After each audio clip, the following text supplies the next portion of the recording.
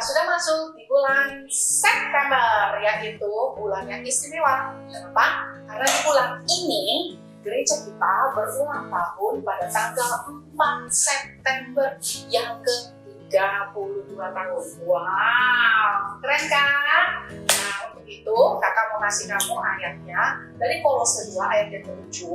Dengar baik-baik.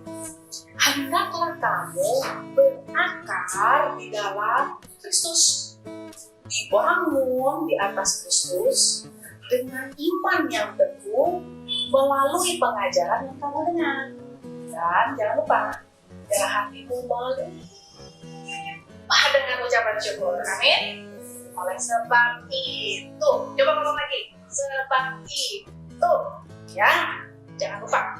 Selagi kamu ibadah online, jangan lupa untuk kamu siapkan hati, siapkan dirimu sungguh-sungguh, beribadah sungguh-sungguh. Jangan sambil makan, jangan sambil minum, jangan sambil tidur-tiduran, jangan sambil main game, jangan sambil ngobrol, tapi fokus, berakar, bertumbuh dalam dia, dalam pengajaran supaya iman. Amin. Nah, untuk Papi Mami. Hai Papi Mami. Papi Mami terima kasih ya. Anak-anaknya sudah didampingi untuk ibadah. Namun Papi Mami alangkah lebih baik lagi kalau Papi Mami mendampingi mereka tidak cuma sekedar ibadah online, tetapi juga di dalam kehidupan sehari-hari, supaya membangun manusia yang berakar mulai dari kecil, dimulai dari Papi Mami. Saya mengucapkan selamat beribadah.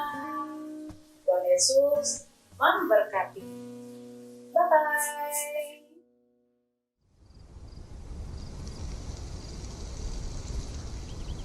Duh, sebenarnya kita ada di mana sih? Gak tahu nih.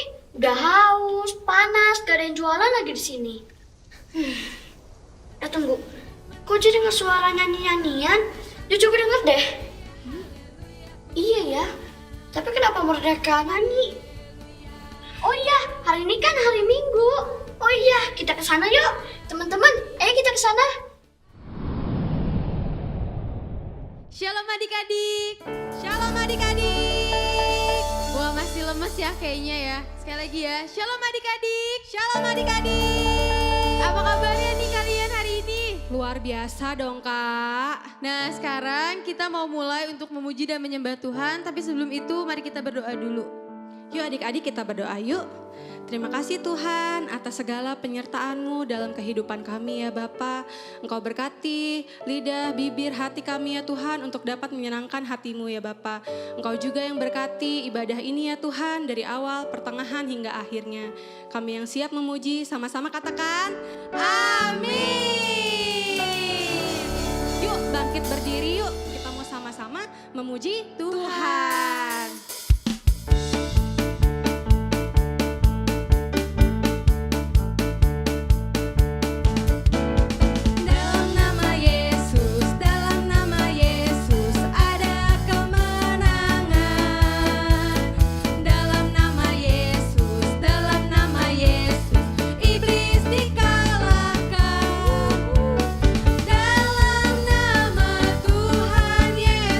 Siapa dapat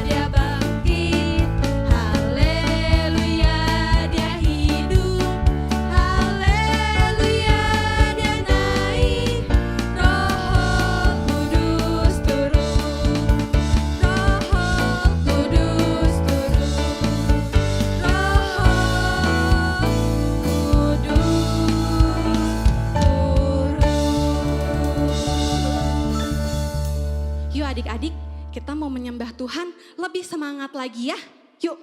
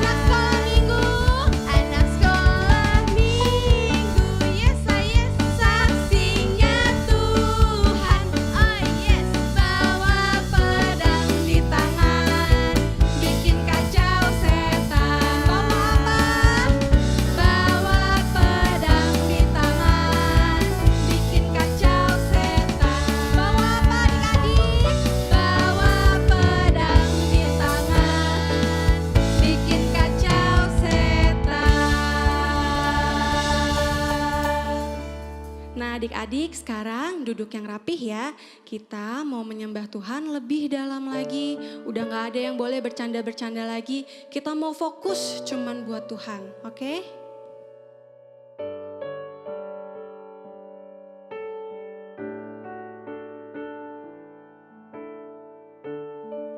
Kuasamu terlebih besar.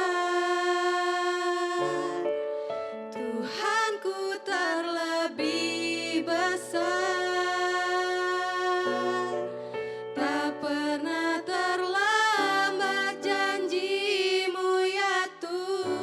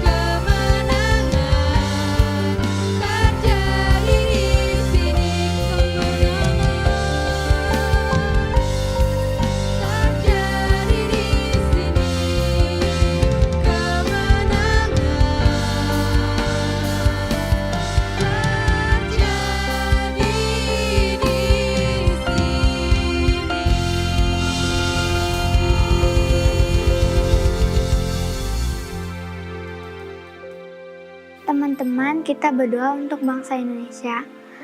Haleluya, Engkau Allah yang kusembah, Engkau Allah yang kuagungkan, Engkau sumber kekuatan dan perlindungan. Bapa, saat ini kami datang ke hadirat-Mu untuk menaikkan permohonan doa kami secara khusus bagi bangsa Indonesia. Saat ini COVID-19 kami patahkan, kami hancurkan di dalam nama Tuhan Yesus.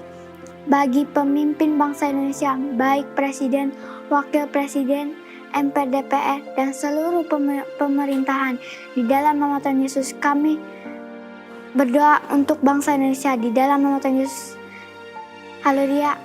Terpujilah Engkau ya Allah, Yesus Tuhan yang berkuasa atas setiap ciptaan-Mu. Terima kasih Tuhan, terima kasih Yesus, terima kasih Roh Kudus. Di hari ini kami datang kepadamu untuk menaikkan penghormatan doa kami. Bapa di dalam surga, kami berdoa untuk teman-teman kami yang masih sekolah. Curahkanlah roh-Mu, berikanlah kepintaran dan hikmat, terlebih di masa-masa COVID-19 ini. Kami sekolah harus secara online. Melalui kuasa kasih-Mu, kami rindu untuk sekolah seperti biasa, belajar di sekolah. Berikanlah hati yang bijaksana kepada guru yang mengajar kami. Terima kasih Tuhan, terima kasih Yesus. Inilah yang menjadi permohonan doa kami. Di dalam nama Tuhan Yesus kami berdoa, haleluya, amin.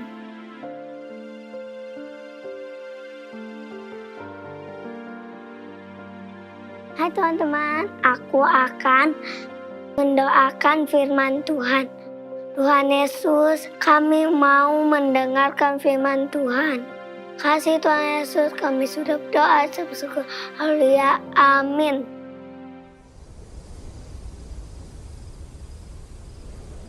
Jo, tadi seneng banget ya nyanyi-nyanyinya. Iya, tapi kok Jo rasanya kayak haus banget ya? Iya, udah haus, lapar, panas lagi. Sebenarnya kita di mana sih? Teman-teman, tahu gak kita ada di mana? Apakah kalian tidak tahu negeri ini mengalami kekeringan? Bangsa Israel menjauh dan meninggalkan Tuhan. Sehingga Tuhan mengutus Nabi Elia. Dan Nabi Elia berkata bahwa negeri ini selama 3 tahun 6 bulan akan mengalami kekeringan dan tidak ada hujan. Tanaman mati, hewan-hewan pun, dan semua menjadi putus asa. Raja yang memimpin bangsa ini adalah raja yang jahat. Namanya Raja Ahab. Dia benci Tuhan dan juga benci Nabi Elia. Apakah kalian mau bertemu dengan Raja Ahab? Ayo, ayo, ayo.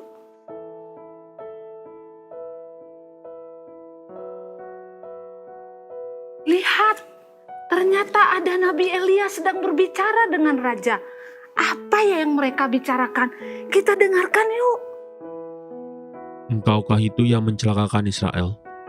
Bukan aku yang mencelakakan Israel, melainkan kau ini dan kaum keluargamu, sebab kamu telah meninggalkan perintah-perintah Tuhan dan kau telah mengikuti para Baal.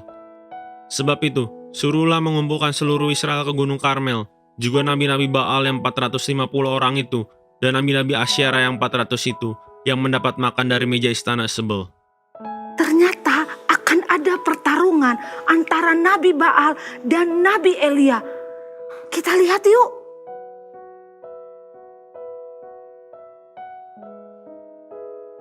Adik-adik lihat, para Nabi Baal dan seluruh orang Israel berkumpul di Gunung Karmel. Di Gunung Karmel, Elia berbicara dengan nabi-nabi Baal.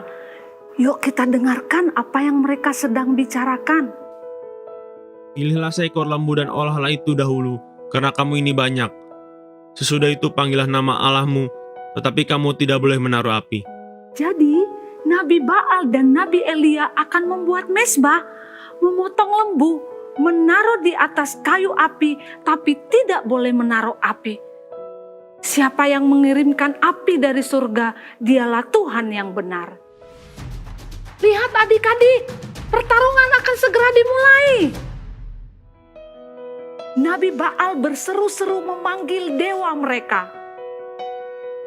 Dewa, dewa, turunkan api, turunkan api, turunkan api. Tapi sampai siang, api tidak turun. Nabi Baal berseru lebih keras lagi.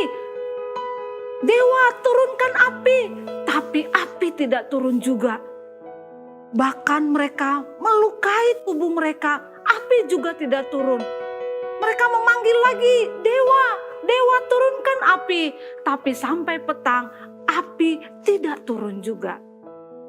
Nah sekarang tiba giliran Nabi Elia. Nabi Elia mengambil 4 buyung air, dia melemparkannya ke atas kayu api. Dan masih kurang, dia mengambil 4 buyung lagi dan sekarang mezbahnya basah. Tetapi Elia mengambil 4 buyung air lagi. Sepertinya tidak mungkin ada api menyala. Lalu Elia berdoa kepada Tuhan. Elia berkata, Tuhan, tunjukkan kepada orang-orang bahwa Engkau adalah satu-satunya Tuhan yang hidup sejati. Wow, api turun dari surga. Api membakar seluruh mezbah. Luar biasa, dahsyat. Ayo adik-adik tepuk tangan semuanya.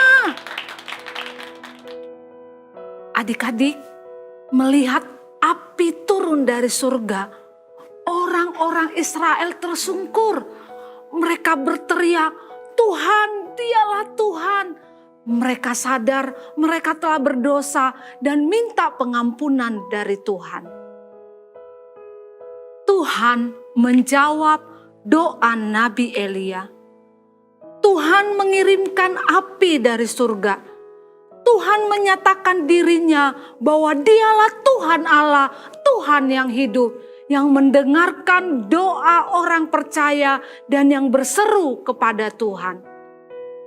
Adik-adik, hari-hari ini Tuhan sedang mencari anak-anak yang mau bertekun di dalam doa agar api Tuhan turun melawat Indonesia, memulihkan Indonesia. Adik-adik yang mau bertekun di dalam doa, mari bangkit berdiri, tundukkan kepala, Kak Happy akan berdoa buat adik-adik.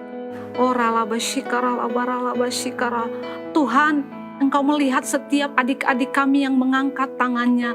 Mereka rindu untuk terus berdoa bagi bangsa ini Tuhan. Kami percaya Tuhan, Engkau akan memulihkan bangsa kami. Engkau akan menyembuhkan bangsa kami. Dan kami percaya kuasa mujizat Tuhan akan nyata atas bangsa kami. Tuhan, Roh Kudus kami berdoa, mampukan setiap adik-adik kami untuk mereka terus bertekun di dalam doa.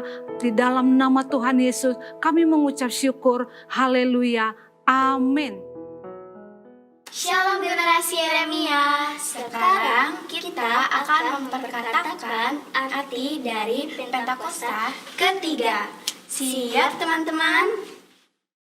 Pentakosta ketiga artinya pencurahan Roh Kudus terdahsyat di zaman now. Pentakosta ketiga artinya penuaian terbesar dan terakhir. Pentakosta ketiga artinya bangkitnya generasi Yeremia. Penuh dengan Roh Kudus, cinta Tuhan, tidak kompromi dengan dosa, dan siap untuk memenangkan banyak jiwa. Pentakosta ketiga artinya dari Indonesia ke bangsa-bangsa, dari timur ke barat, sampai kembali ke Yerusalem. Pentakosta ketiga artinya kuasa untuk menyelesaikan amanat agung Tuhan Yesus. Nah teman-teman, jangan lupa ya, kita ada di era Pentakosta ketiga.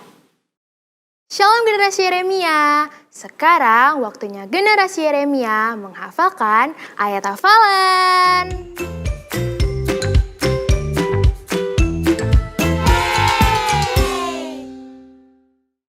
Sekarang waktunya buat anak kelas balita. Yang anak kelas balita katakan halo. Ayat hafalannya dari 2 Tawarik 7 ayat 14a. Sekali lagi, 2 Tawarik 7 ayat 14a.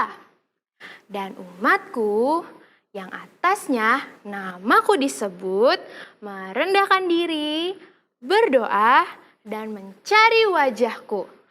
Sekali lagi, dan umatku yang atasnya namaku disebut merendahkan diri, berdoa, dan mencari wajahku. Yes, sekarang buat yang anak kelas Pratama dan Madya. Yang anak kelas Pratama Madya katakan hai.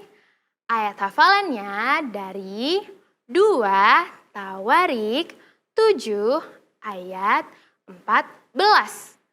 Sekali lagi, 2 Tawarik 7 ayat 14. Dan umatku yang atasnya namaku disebut merendahkan diri, berdoa, dan mencari wajahku. Lalu berbalik dari jalan-jalannya yang jahat, maka aku akan mendengar dari surga dan mengampuni dosa mereka, serta memulihkan negeri mereka.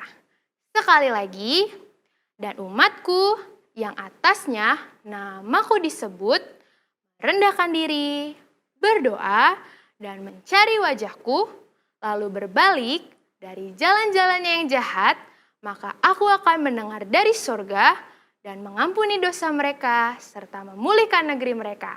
Dadah!